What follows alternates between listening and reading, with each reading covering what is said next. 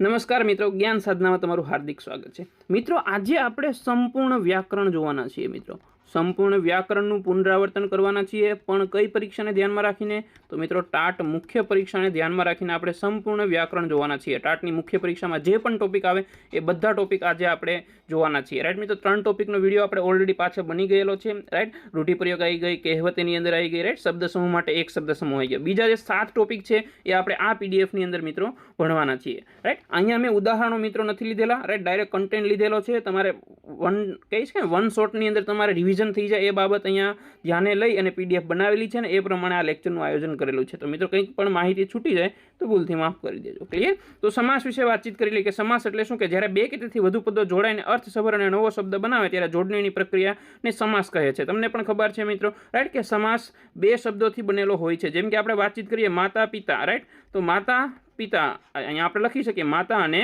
પિતા, તો બે શબ્દથી બનેલો એક શબ્દ થઈ ગયો, એને આપણે શું કહીએ છીએ મિત્રો? સમાસ। રાઈટ, હવે આગળ ડાયરેક્ટ વાતચીત કરીએ સમાસ ઉપર, કારણ કે આપણે સમાસ જ આવવાના છે, કંઈ બીજી ડિટેલ આપણે લખવાની છે નહીં। દ્વંદ્વ સમાસ, દ્વંદ્વ સમાસ એટલે શું આપણને બધાને ખબર છે, રાઈટ મિત્રો, અને કે અને અથવાથી આ 3 શબ્દથી મિત્રો કહી શકાય કે જુદો પડે, રાઈટ, એ શબ્દ તો કહી શકાય એ સમાસ કયો હશે? દ્વંદ્વ સમાસ હશે। રાઈટ, એન એક્ઝામ્પલ તરીકે અહીંયા મેં લીધેલા છે કે ભાઈ બહેન તો ભાઈ અને બહેન, રામ લક્ષ્મણ તો રામ અને લક્ષ્મણ, સવાર સાંજ તો સવાર અને સાંજ, 2 5 તો કે 2 કે 5, રાઈટ। એટલે ઇન શોર્ટ એવો શબ્દ હોય કે આ બંને શબ્દ મિત્રો આપણા માટે જરૂરી છે, એટલે કે બંને શબ્દ મુખ્ય હોય તો અને આવશે, અને કોઈ બંનેમાંથી કોઈ પણ એક જ મુખ્ય હોય તો કે અથવા આવશે। ક્લિયર? ચલો, દ્વંદ્વ સમાસ ક્લિયર। તત્પુરુષ સમાસ જોઈએ, રાઈટ। તત્પુરુષ સમાસ આવે એટલે કઈ રીતે મિત્રો યાદ રાખવાની, કે મિત્રો પુરુષ હોય ને એ વિભક્તિ, પુરુષ છે એ ભક્તિ કરે, આ રીતે યાદ રાખી લેવાનું। પુરુષ છે એ શું કરે?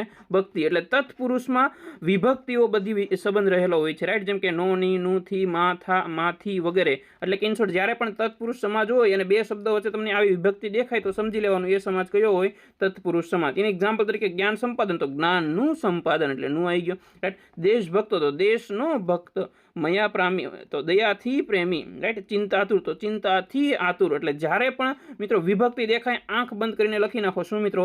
તત્પુરુષ સમાસ। ક્લિયર? એ જ રીતે મિત્રો કર્મધારય સમાસ છે અહીંયા, રાઈટ, કે કર્મધારય સમાસમાં શું હશે કે જ્યારે પણ તમને મિત્રો વિશેષણ દેખાય, રાઈટ, વિશેષણ કેવા કે જેવું, રૂપી, જેવો, જેવા શબ્દ જ્યારે પણ તમને બે શબ્દ વચ્ચે તમે એને મૂકી અને પરફેક્ટલી સેટ થઈ જતો હોય શબ્દ, તો તે સમાસ કયો થાય છે? કર્મધારય સમાસ થાય છે। એનું એક્ઝામ્પલ તરીકે મહાસાગર છે તો મોટો એવો સાગર, કમલ નયન છે તો કમળ જેવા નયન, મહારાજા છે તો મહાન એવા રાજા, ભવસાગર છે તો ભવરૂપી સાગર। ક્લિયર? સમજાઈ ગયું? તો જ્યાં વિશેષણ હોય ત્યાં કર્મધારય સમાસ, જ્યાં વિભક્તિ હોય ત્યાં તત્પુરુષ સમાસ। ક્લિયર? ચલો, નેક્સ્ટ આપણે જોઈ લઈએ મધ્યમ પદોલોપી સમાસ, કે આ સમાજમાં બે પદો વચ્ચે અર્થ સ્પષ્ટ કરવા માટે વચ્ચેનો પદ મિત્રો લોપ થઈ ગયેલો હોય તો એ સમાજ કયો બની જાય છે? મધ્યમ પદોલોપી સમાજ કહે છે। જેમ કે ઘોડા ગાડી તો ઘોડા વડે ખેંચાતી ગાડી, દીવા દાંડી તો દીવો દર્શાવવા માટેની દાંડી, રાઈટ, ટપાલ પેટી તો ટપાલ નાખવાની પેટી। ઇન શોર્ટ કહી શકે કે વચ્ચેના શબ્દનો શું થાય છે અહીંયા? લોપ, અને એનાથી આ બે શબ્દથી બીજો કોઈ નવો શબ્દ બની જાય તો આપણે શું કહીએ છીએ? તેને મધ્યમ પદોલોપી સમાજ કહીએ છીએ। નેક્સ્ટ, બહુવ્રીહી સમાજ, જે સમાજના પદો પોતે મુખ્ય ન હોય પરંતુ તેને બંને પદો મળીને કોઈ અન્ય ત્રીજો જ પદના વિશેષણ તરીકે કામ કરતો હોય તો તેને આપણે શું કહીએ છીએ? બહુવ્રીહી સમાજ કહીએ છીએ। અને એ વિગ્રહ કરતી વખતે જેનું, જેના, જેની, કે, જે, ફલાણું, જે જેવા શબ્દ આપણે યુઝ કરીએ છીએ। એનું એક્ઝામ્પલ તરીકે આપણે અહીંયા જોઈએ લંબોદર, તો રાઈટ, કે ઉદર જેનું છે તે, રાઈટ, કે પછી નેક્સ્ટ ચતુર્ભુજ તો 4 જે ભુજાઓ છે જેની તે, રાઈટ। જેમ કે આપણે હજી એક શબ્દ અહીંયા લઈ લઈએ, બહુ મિસ્ટેક હોય છે અહીંયા, જેની એક્ઝામ્પલ તરીકે આપણે દશાનનની મિત્રો જો વાતચીત કરીએ, દશાનન, રાઈટ, તો દશાનન ઘણાને 10 માથાવાળો સમજીએ, દશા એટલે 10 સમજીએ, રાઈટ, તો ઇન શોર્ટ ઘણા લોકો શેમાં લઈ લે છે મિત્રો? તો કે દ્વિગુ સમાજમાં લઈ લે છે, પણ હકીકતમાં આ જે છે એ બહુવ્રીહી સમાસ છે, ખાસ યાદ રાખજો, રાઈટ, આ દ્વિગુ સમાજ નથી। ક્લિયર? ચલો, કારણ કે માત્ર ને માત્ર દશાનન કોઈ એક જ વ્યક્તિ હતો, કોણ હતો? તો કે ભાઈ રાવણ। ક્લિયર? બીજો અહીંયા કોઈ છે નહીં એવું, એટલા માટે આ જે છે, રાઈટ, 10 માથાળો માણસ બીજો કોઈ છે જ નહીં, એટલા માટે આમાં દ્વિગુ સમાજ નહીં આવે। શું આવશે મિત્રો? બહુવ્રીહી સમાજ આવશે। નેક્સ્ટ એન્ડ લાસ્ટ મિત્રો, દ્વિગુ સમાજ, જે સમાજનું પહેલું પદ સંખ્યા સૂચક વિશેષણ હોય અને સમગ્ર પદ કોઈ પણ સમૂહ સૂચક હોય। ઇન શોર્ટ એટલું યાદ રાખવાનું છે કે જ્યાં તમને આગળ સંખ્યા દેખાય મિત્રો એટલે સમજી લેવાનું તે સમાજ કયો થશે? દ્વિગુ સમાસ થશે। જેમ કે ત્રિલોક તો 3 લોકોનો સમૂહ, પંચામૃત તો 5 અમૃતોનો સમૂહ, નવરાત્રી તો 9 રાત્રિઓનો સમૂહ, આત્મે 4 9 5 3 સંખ્યા દેખાય એટલે સમજી લેવાનું એ કયો સમાજ? દ્વિગુ સમાજ। ઘણાને યાદ રાખવામાં તકલીફ પડે છે કે દ્વંદ્વ અને દ્વિગુમાં મિસ્ટેક થઈ જશે, તો યાદ રાખજો, રાઈટ, કે દ્વંદ્વ સમાજ અને કે અથવા, રાઈટ, ને દ્વિગુ માત્ર સંખ્યા। ક્લિયર? ચલો, હવે અહીંયા થોડુંક સમાસનું પાછું ફરી વખત રિવિઝન કરી નાખીએ, રાઈટ. નથી કરવાની આમ તો જરૂર, પણ તો પણ આપણે એક વખત જોઈ લઈએ, રાઈટ, કે મિત્રો જો આપણે વાતચીત કરીએ દ્વિગુથી, રાઈટ, હમણાં જોઈએ દ્વિગુમાં શું મિત્રો આવશે, સૌપ્રથમ સંખ્યા આવશે. ક્લિયર. આપણે વાતચીત કરીએ મિત્રો દ્વંદ, રાઈટ, દ્વંદમાં મિત્રો શું આવશે, રાઈટ, અને કે અથવા, રાઈટ. ને ચલો નેક્સ્ટ આપણે જો વાતચીત કરીએ મિત્રો તત્પુરુષ સમાજ, રાઈટ, તો તત્પુરુષ પુરુષ શું કરે મિત્રો, ભક્તિ, તો તત્પુરુષમાં શું આવશે મિત્રો, વિભક્તિ સમાજ, રાઈટ. નેક્સ્ટ, રાઈટ, નેક્સ્ટ આપણે વાતચીત કરીએ મિત્રો શું, કર્મધારય સમાજ, રાઈટ, તો કર્મધારય સમાજને આપણે વાતચીત કરીએ તેમાં શું આવશે મિત્રો, વિશેષણ આવશે. શું આવશે, વિશેષણ, રાઈટ. ઇન શોર્ટ આ 4 મહત્વના છે, યાદ બીજા પણ મહત્વના છે, મેં બાકી રાખેલા છે, પણ ફાસ્ટ ટ્રેક રિવિઝન છે, જેટલું જરૂરી છે એટલું મેં લીધેલું છે. ક્લિયર. નેક્સ્ટ ટોપિક છંદની વાતચીત કરીએ, તો છંદ એટલે શું, એની કોઈ ચર્ચા કરવાની જરૂર નથી, પણ એને લગતા નિયમો જરૂરી કરવા જરૂરી છે, રાઈટ. કાવ્યમાં બોલાતા લખાતા સ્વર વ્યંજનનું પૂર્ણ મિત્રો, એટલે કે જેને આપણે શું કહેવાય કે માત્ર આપણે યાદ શું આમ રાખવાનું છે, રાઈટ. એના કેટલાક નિયમો છે એ તમારે યાદ રાખવાના છે. લઘુ ગુરુ છે, તો લઘુ છે એને આપણે યુ વડે દર્શાવીએ છીએ આ રીતે, રાઈટ, અને ગુરુ એટલે એક લીટી વડે જેને દર્શાવીએ છીએ, રાઈટ. તો લઘુમાં કયા કયા શબ્દ આવે, અ ઈ ઉ રૂ, રાઈટ, અને ગુરુમાં કયા આવે, આ ઈ ઉ એ ઐ ઓ ઔ અમ અહ. ક્લિયર. ચલો અક્ષરમય છંદ અને માત્રામય છંદ, બે પ્રકારના છંદ અહીંયા આપણે આપેલા છે. તો અક્ષરમય છંદની વાતચીત કરીએ, રાઈટ, તો અહીંયા અક્ષરને ધ્યાનમાં રાખીને આપણે ઓળખવાના હોય છે. તો પહેલા તો શિખરણીની વાતચીત કરીએ તો અક્ષર 17 છે, પણ હવે એક શોર્ટકટ ટ્રીક અહીંયા તમને આપી દઉં છું, રાઈટ. મસીહા, આ રીતે એક શબ્દ તમારે યાદ રાખવાનો. મસીહા એટલે શું થઈ છે મિત્રો, મંદાક્રાંતા, રાઈટ. સી એટલે શું થશે, શિખરણી, અને મસીહા હા એટલે શું થશે, હરિણી. આમાં કઈ રીતે યાદ રાખવાના મિત્રો, 1 2 3 અહીંયા હું લખી નાખું 1 2 3 4 5 6 7 8 9 ગુરુ ગુરુ ગુરુ ગુરુ ગુરુ ગુરુ. એટલે શું મિત્રો કે મંદાક્રાંતા હશે તો પહેલો બીજો ત્રીજો લઘુ ગુરુ શું હશે મિત્રો, બધા ગુરુ હશે. શિખરણી હશે તો ચોથો પાંચમો છઠ્ઠો ગુરુ હશે.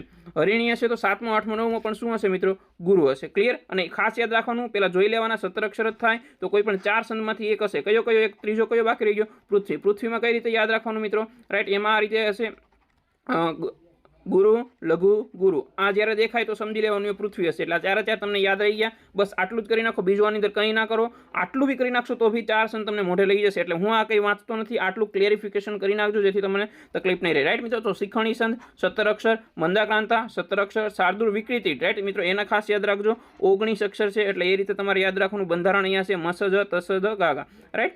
ચલો આ યાદ રાખવાનું છે. શાર્દૂળ વિકૃતિમાં 19 અક્ષર થઈ, કારણ કે બીજો કોઈ 19 અક્ષરવાળો છંદ નથી. અહીંયા ખાલી અક્ષર યાદ રાખી લેશો એટલે તમારે કોઈ તકલીફ ઊભી થશે નહીં. 4માં જે તકલીફ ઊભી થઈ હતી એ મેં સોલ્યુશન તમને કરી દીધું, રાઈટ, કે મંદાક્રાંતા, શિખરણી, હરિણી અને પૃથ્વીનું. ક્લિયર. તો શાર્દૂળ વિકૃતિ કેટલા છંદ છે એમાં, 19. ઉપજાતિ છંદમાં યાદ રાખજો, ઉપજાતિ, રાઈટ, એમાં કેટલા છે, 11, રાઈટ. ઉપજાતિ જો મિત્રો 11 અક્ષર નથી, કુલ જોવા જઈએ તો ઉપજાતિમાં મિત્રો કેટલા છે, જો ઇન્દ્રવ્રજા, રાઈટ, એમાં કેટલા આવે મિત્રો, 11. અને બીજો કયો એક છે કે જેમાં 11 આવે એ તમારે મિત્રો કમેન્ટ કરવાનું છે. અને બંને ભેગા મળી અને એક છંદ બને છે, એ છંદનું નામ પણ તમારે મિત્રો જણાવજો. અહીંયા બાજુમાં જ બંને આપી દીધેલા છે, જો કે ખોટું મેં તમને કહ્યું, રાઈટ. તો ઇન્દ્રવ્રજા અને ઉપેન્દ્રવ્રજામાં 11 હોય છે, એટલે કુલ કેટલાની અંદર ઉપજાતિમાં આવી જશે મિત્રો, 22. કેટલા થઈ જશે, 22. હવે માત્રામાં છંદ, અહીંયા માત્રા ગણવાની હોય છે, રાઈટ. જો હસ્વ હોય તો એક માત્રા અને દીર્ઘ હોય તો કેટલી માત્રા મિત્રો, 2. ચોપાઈની વાતચીત કરીએ તો ચોપાઈમાં કેટલી માત્રા હોય મિત્રો, 15 માત્રા હોય. કેટલી હોય, 15. દોહરો છંદ છે તો એમાં કેટલી માત્રા હોય કે ત્રીજા ચરણમાં 13 અને બીજા ચરણમાં 11. એટલે કેટલા યાદ રાખવાના, 13 અને 11. એટલે કુલ કેટલી થઈ દોહરોમાં,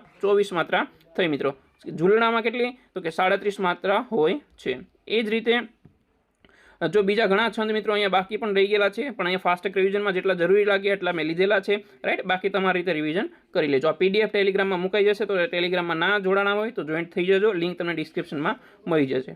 અલંકારની વાતચીત કરીએ મિત્રો, રાઈટ. કયો અલંકાર શું કહેવાય, વ્યાખ્યા શું કહેવાય, કંઈ જાણવાની જરૂર નથી, ડાયરેક્ટ ટુ ધ પોઈન્ટ આવીએ. શબ્દ અલંકાર એટલે શું કે એકનો એક જ શબ્દ વારંવાર રિપીટ થતો હોય, રાઈટ. ઇન એક્ઝામ્પલ તરીકે આપણે જોઈએ કારા કરમનો કાવો, માનવી કાવ એનું નામ, તો ક રિપીટ થયો, રાઈટ. તો એ શબ્દ અલંકાર બને છે.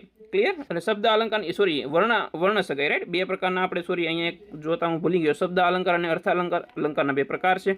એમાં શબ્દ અલંકાર શબ્દને ધ્યાનમાં રાખી અને આપણે અલંકારને ઓળખવાનો હોય છે. એમાં પહેલો છે વર્ણ સગાઈ, રાઈટ. તો એની મેં વાતચીત કરી કે ભાઈ ક એટલે કે કોઈ પણ વર્ણ વધારે વખત રિપીટ થતો હોય, 2 થી વધારે વખત રિપીટ થાય તો એ વર્ણ સગાઈ બને છે, અથવા તો વર્ણાનું પ્રાસ એને કહીએ છીએ. જેમ કે કામિની કોકિલ કેલી કુંજતી, સાગરે ભાસતી ભવ્ય ભારતી, ભ સમજાઈ ગયું. વર્ણનું પુનરાવર્તન થાય એટલે વર્ણ સગાઈ અથવા તો વર્ણનું પ્રાસ. કોઈ પણ એક નામ યાદ રાખી લેજો, બંને યાદ નહીં રાખતા, કારણ કે આપણે ઓપ્શન નથી આવવાના, આપણે ખુદ લખવાના છે.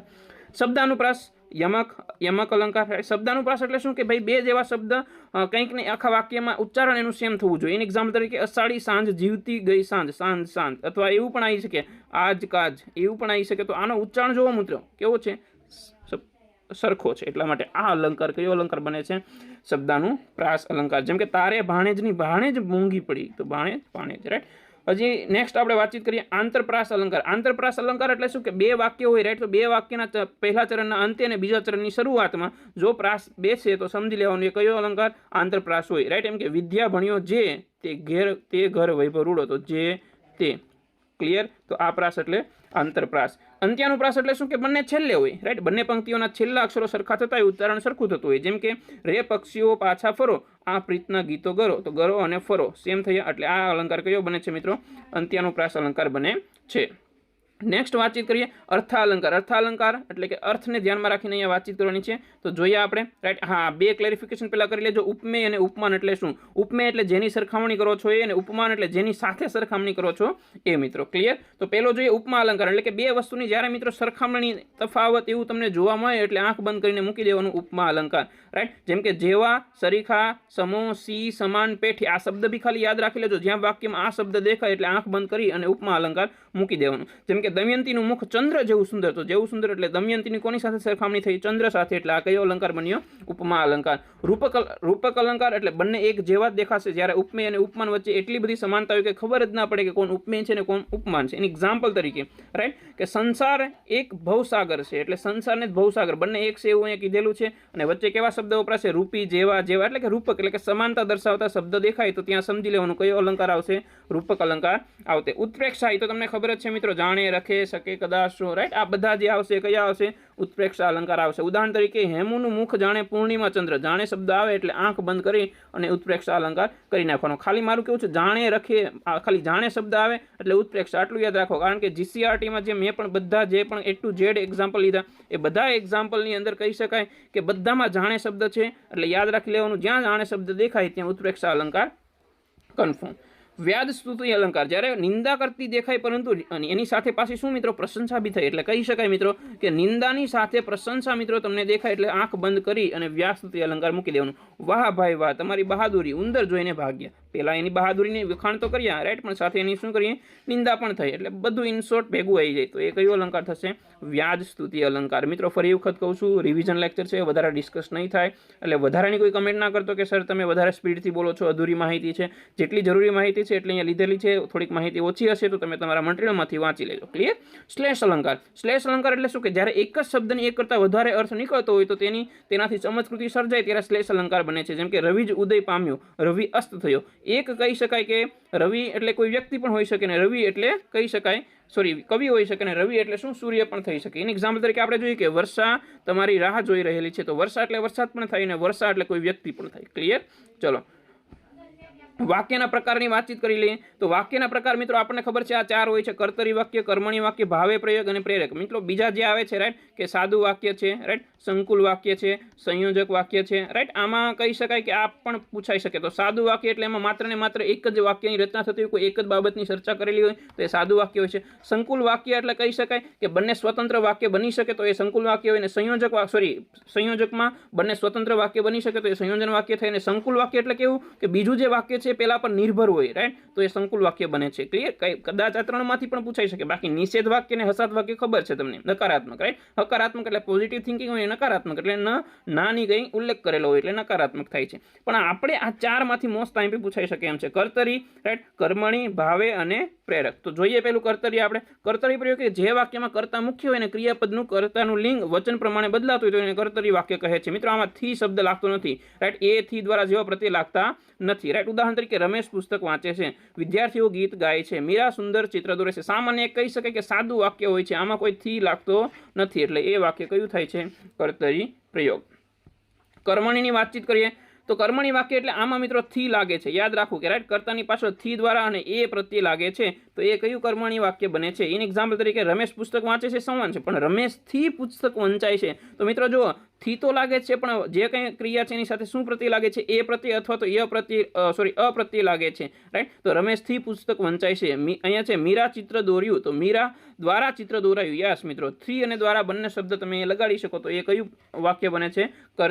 કર્મણી પ્રયોગ બને છે. નેક્સ્ટ ભાવેની વાતચીત કરી. ભાવે વાક્ય તો કે જે વાક્યમાં કર્તા કર્મ મુખ્ય ન હોય પરંતુ ક્રિયાપદનો ભાવ કે ક્રિયા જ મુખ્ય હોય તો તેને ભાવાપેરક કહે છે. અહીંયા પણ મિત્રો થી શબ્દ લાગશે. ક્લિયર? થી દ્વારા પ્રત્યય અહીંયા લાગશે જ મિત્રો, ખાસ યાદ રાખજો. જેમ કે બાળક રડ્યું તો બાળકથી રડાયું. યાદ રાખજો, છેલ્લે યુ આવશે. મોસ્ટ ઓફલી અહીંયા ઉદાહરણમાં યુ આવશે. ભાવે પ્રયોગ કરતા હોય તો થી લગાડીને ક્રિયાપદની અંદર યુ લગાડી દેવો. જેમ કે વૃદ્ધથી મોટેથી હસાયું, રાઈટ? વૃદ્ધથી મોટેથી હસાયું. તો રમેશ, અહીંયા વાતચીત કરીએ ભાવે વાક્યની, તો રમેશથી હસાયું, રાઈટ? અહીંયા આપણે જો પ્રિન્ટ મિસ્ટેક છે મિત્રો. ક્લિયર? તો યાદ રાખજો મિત્રો. ઇન શોર્ટ કે અહીંયા થી લગાડો ને પાછળ જે ક્રિયાપદ હોય ત્યાં યુ લગાડી દેજો એટલે આરામથી તમારું ભાવે પ્રયોગ થઈ જશે. ક્લિયર? ચલો, આ તમારે અચાનક ઊંઘી જવાય છે તો આનું તમારે કમેન્ટમાં કરવાનું છે મિત્રો કે શું કહી શકાય મિત્રો. ક્લિયર? ચલો, નેક્સ્ટ પ્રેરક વાક્ય કે જે વાક્યમાં કર્તા પોતે જ ક્રિયા ન કરતો હોય પરંતુ બીજા પાસે ક્રિયા કરાવતો હોય અને બીજાને પ્રેરણા આપતો હોય તો તેને પ્રેરક વાક્ય કહે છે મિત્રો. રાઈટ? તો એમાં થી પણ લાગે છે મિત્રો. ક્લિયર? અને થીની સાથે કેવા શબ્દ મિત્રો કે જો જેમ કે લખવું છે તો લખાવવું, દોડવું તો દોડાવવું. ક્લિયર મિત્રો? એટલે બીજા, જો લખવું એટલે હું લખું છું પણ લખાવું એટલે બીજા જોડે કામ કરાવું છું. તો જ્યારે બીજા જોડે કામ કરાવવાની મિત્રો વૃત્તિ હોય તો સમજી લેવાનું એ વાક્ય કયું બને છે? પ્રેરક વાક્ય. એનું એક્ઝામ્પલ તરીકે શિક્ષક ભણે છે પણ આચાર્ય શ્રી શિક્ષક પાસે ભણાવડાવે છે. અહીંયા શિક્ષક પોતે ભણે છે પણ અહીંયા આચાર્ય શિક્ષક પાસે વિદ્યાર્થી જોડે ભણાવડાવે છે. ઇન શોર્ટ કહી શકાય અહીંયા પોતે કામ કરતો હતો, અહીંયા બીજા પાસે કામ કરાવે છે, એવો ભાવ ઉત્પન્ન થાય એટલે સમજી લેવાનું એ કયો છે? પ્રેરક વાક્ય. ક્લિયર મિત્રો? ચલો, નેક્સ્ટ જોડણી. ફરી વખત કહું છું, સ્પીડથી હશે, તમને એવું લાગે સ્પીડથી લેક્ચર છે તો થોડીક સ્પીડ ડાઉન કરી દો. એકાક્ષરી શબ્દ. ગુજરાતીમાં ભાષા એક જ અક્ષરથી બનતા લાંબા ઉચ્ચારવાળા શબ્દો હંમેશા દીર્ઘ હોય છે. સ્ત્રી, ઘી, રીંછ, ભૂ. એટલે એક અક્ષર હોય તો એમાં સમજી લેવાનું કે દીર્ઘ લખાય છે મિત્રો. ઈ હોય કે એવું હોય, બંને દીર્ઘ લખાશે. ઈ પ્રત્યયથી બનતા પરંપરાથી કે પરદેશી શબ્દોમાં સામાન્ય રીતે ઈ કેવો હશે?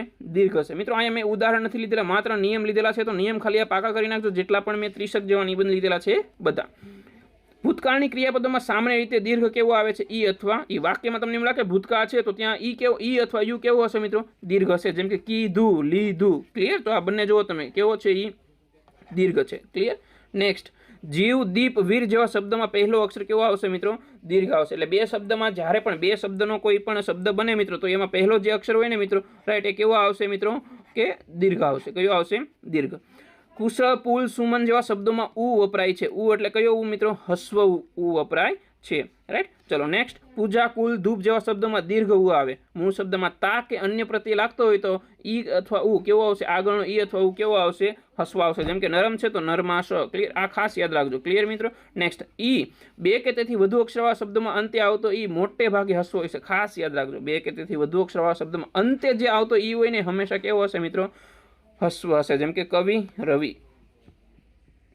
શબ્દના અંતે સ્ત્રીલિંગ કે વિશેષણવાળા ક્રિયાપદને અંતે દીર્ઘ આવશે. ક્લિયર? જેમ કે મોટી, નાની. સ્ત્રીલિંગની વાતચીત કરે છે તો સ્ત્રીલિંગ જે પણ શબ્દ આવશે એમાં અંતે આવતો કોઈ પણ અક્ષર હશે કેવો હશે મિત્રો? દીર્ઘ હશે. શરૂઆતના અક્ષરમાં કે મોટાભાગના તત્સમ શબ્દોમાં, રાઈટ, શરૂઆતના અક્ષર જે હશે કેવા હશે મિત્રો? હસ્વ હશે. કિરણ, કુસુમ, રાઈટ, હરિ, એવા બધા શરૂઆતના શબ્દોમાં શું આવશે મિત્રો?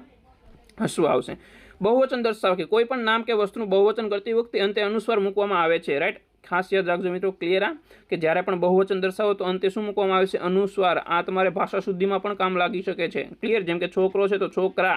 રાઈટ? છોકરો બહુવચન નથી મિત્રો, એક વ્યક્તિની વાત કરી લે. છોકરા, ઘણા બધા છોકરા એટલે માથે તમે જો અનુસ્વાર લગાડેલો છે. આદર આપતી વખતે કે વડીલો કે માનનીય વ્યક્તિ માટે ક્રિયાપદ કે સર્વનામનું અનુસ્વાર આવે છે. જેમ કે પિતાજી આવ્યા છે. ક્લિયર મિત્રો? નેક્સ્ટ, ઉત્તમ પુરુષ સર્વનામ. હું શબ્દમાં હંમેશા અનુસ્વાર આવે છે. હું, જો ખાસ યાદ રાખજો, હું શબ્દમાં હંમેશા માટે શું આવે છે? અનુસ્વાર આવે છે. રાઈટ? તેઓ, અમે, તમે જેવા સર્વનામોમાં અનુસ્વાર આવે છે. રાઈટ? નેક્સ્ટ,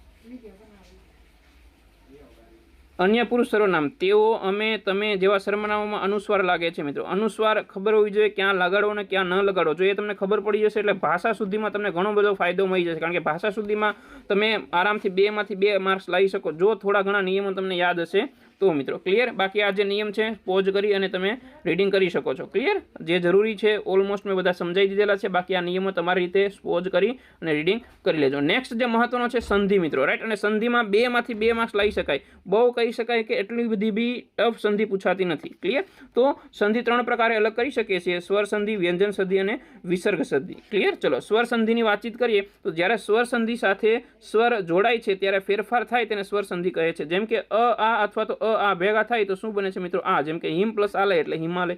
ઈ અને ઈ જોડાય તો શું બનશે?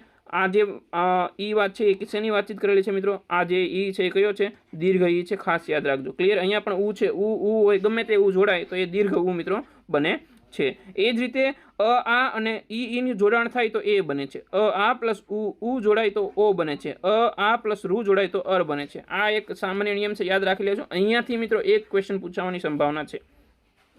વૃદ્ધિ સંધિ એટલે કે કહી શકાય કે એ જે સ્વર હશે એમાં વૃદ્ધિ થતી હશે. આ એ એટલે શું બને છે? અઈ બને છે. ક્લિયર? આ ઓ અહીંયા મિત્રો ઓ છે. ક્લિયર? એ ખાસ યાદ રાખજો. નેક્સ્ટ તો અહીંયા શું બને છે? ઔ બને છે. નેક્સ્ટ યણ સંધિ તો ઈ પ્લસ અન્ય સ્વર તો યદી અપી યથપી. ઇન શોર્ટ યણ સંધિમાં શું? તો ઈ પ્લસ અન્ય સ્વર હશે તો શું બની જશે મિત્રો? ય બની જશે. ઉમાં અન્ય કોઈ સ્વર હશે, ઉ સાથે બીજો કોઈ પણ સ્વર હોય આ ઈ તો એ શું બની જશે? વ બની જશે. વ્યંજન સંધિના નિયમની જો વાતચીત કરીએ કે જ્યારે વ્યંજન સાથે સ્વર કે વ્યંજન જોડાય ત્યારે વ્યંજન સંધિ બને છે મિત્રો. ત કે દનો નિયમ, રાઈટ? આ ત કે દનો નિયમ વિશે શું છે કે મિત્રો ખાસ યાદ રાખજો. અહીંયાથી ક્વેશ્ચન આવી શકે કારણ કે બધાને ટફ આ પડતું હોય છે કે ત કે દ પછી ચ કે છ આવે તો ત દનો ચ થાય છે. ક્લિયર? ત કે દ પછી જો જ કે જ આવે તો ત દનો શું થઈ જાય છે મિત્રો? જ થાય છે. ત કે દ પછી લ આવે તો ત દનો શું થઈ જાય છે મિત્રો? લ. ખાસ યાદ રાખજો. ક્લિયર? જેમ કે ઉત છે તો ઉલ્લંઘન થઈ ગયું, રાઈટ? સત પ્લસ જન તો ત ને જ તો શું થઈ ગયું? સજ્જન. સત પ્લસ ચ એટલે શું થઈ ગયું? સચરિત્ર. ક્લિયર? નેક્સ્ટ વાતચીત કરીએ મનો નિયમની વાતચીત કરીએ. અહીંયા ત દના નિયમની વાતચીત કરીએ, અહીંયા મના નિયમની વાતચીત કરીએ કે મ પછી કોઈ પણ સ્પર્શ વ્યંજન આવે ત્યારે મનો અનુસ્વાર થઈ જાય છે. ઉદાહરણ તરીકે સમ પ્લસ ત્યાગ, રાઈટ? સમ પ્લસ ત્યાગ તો સત્યાગ એટલે મનો શું થઈ ગયો મિત્રો? અહીંયા અનુસ્વાર થઈ ગયો છે, જેમ રાઈટ જેમ કે અહીંયા તમે જોઈ શકો છો. વિસર્ગના સંધિના નિયમની જો વાતચીત કરીએ, રાઈટ, કે વિસર્ગ સંધિ હશે ત્યારે અલગ અલગ બધા સ્વર જોડાતા હશે. જેમ કે વિસર્ગ પહેલા અ હોય અને પછી કોઈ પણ વર્ગનો ત્રીજો અથવા ચોથો પાંચમો અક્ષર આવે ત્યારે કયો અક્ષર મિત્રો? પાછું યાદ રાખજો. ય ર લ વ હોય ત્યારે વિસર્ગ શું બને છે મિત્રો? ઓ બને છે. જેમ કે મન પ્લસ રથ એટલે મનોરથ, અધ પ્લસ ગતિ એટલે અધોગતિ, મન પ્લસ હર એટલે મનોહર મિત્રો. ક્લિયર? નેક્સ્ટ વિસર્ગ અને કેટલાક ઉદાહરણ આપેલા છે, તમારી રીતે મિત્રો આ વાંચી લેજો. ક્લિયર? નેક્સ્ટ વાતચીત કરીએ કે ભાષા શુદ્ધિમાં કયા નિયમો યાદ રાખવા એ ખાસ યાદ રાખજો, જોઈ લેજો. રાઈટ? કે શબ્દ શુદ્ધિના મુખ્ય નિયમની વાતચીત કરીએ તો શબ્દો લખતી વખતે સામાન્ય ભૂલોને સુધારવા માટેના નિયમો. રાઈટ? કે હસ્વ અને દીર્ઘની વાતચીત કરીએ કે એકઅક્ષરી શબ્દોમાં હંમેશા શું આવે છે મિત્રો? દીર્ઘ. આ તમને સંધિમાં પણ મિત્રો કામ લાગશે અને સાથે સાથે તમને જોડણીમાં પણ કામ લાગશે, એટલે ખાસ યાદ રાખજો. સંધિ, જોડણી અને ભાષા શુદ્ધિ આ ત્રણેય એકબીજા સાથે જોડાયેલા છે. ક્લિયર? તો પરપ્રાંતીય કે પરદેશી શબ્દોમાં અથવા વિશેષ નામોમાં નિયમ મુજબ હસ્વ કે દીર્ઘ જાળવી રાખવા, જે પણ આપણા સંસ્કૃતિ શબ્દ છે એ. અનુસ્વાર શુદ્ધિની જો વાતચીત કરીએ મિત્રો કે બહુવચન દર્શાવતા તમામ શબ્દોમાં આદર આપતા સર્વનામમાં હું પછી સીએ છું જેવા શબ્દોમાં અનુસ્વાર અવશ્ય મૂકવો. ક્લિયર? જેમ કે આપણે અહીંયા મૂકેલો છે.